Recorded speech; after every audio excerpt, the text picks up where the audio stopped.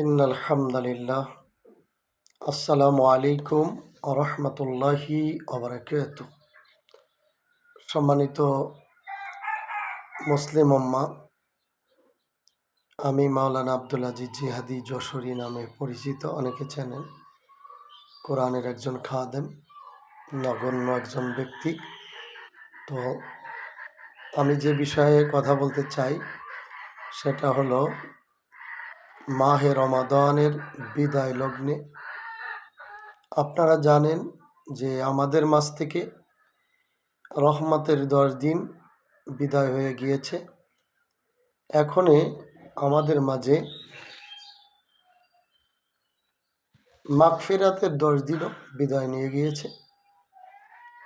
আমাদের মাঝে চলছে বর্তমানে নাজাতের 10 দিন। সম্মানিত মুসলিম উম্মাহ, নাজাত কি এটা আমাদের জানতে হবে।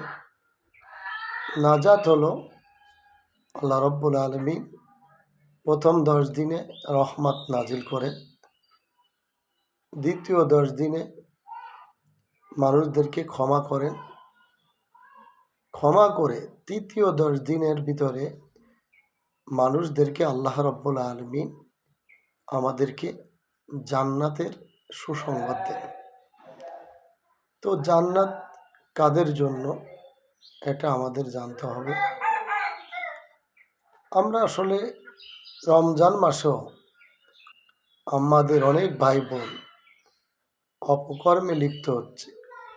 রোজা রেখেও অনেকে ওজনে কম দিচ্ছে, মিথ্যা কথা বলছে, পাপ অনেক করছে। অনেকে মার্কেটে সহ বিভিন্নভাবে চুরিও করছে, কিন্তু সে রোজা।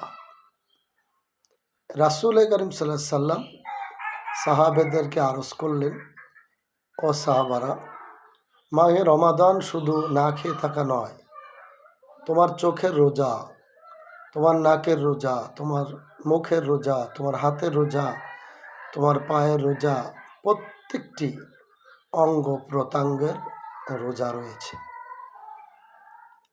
এই জন্যই তো বলেছেন, আস-সাওমু লি ওয়া আনা আজজি বিহি, রোজা একমাত্র আমার জন্য, আল্লাহ রব্বুল আলামিন তার প্রতিদান নিজেই দিবেন। এটাই বলেছে, রোজা আমার জন্য, আমি রোজার প্রতিদান নিজেই দেব, নিজে হাতে আল্লাহ দিবেন। কাদেরকে রহমত দিছেন, কাদেরকে ক্ষমা করছেন, কাদেরকে আল্লাহ জান্নাত দিবেন, সেই কোয়ালিটি গুণাগুণ আমাদের মাঝে আছে কিনা এখনো ভেবে দেখুন। সময় আছে, আরো কয়েকদিন। আসুন খালেস তাওবা করে খাঁটি মুমিন হয়ে আমরা যেন যেতে পারি। আসসালামু আলাইকুম।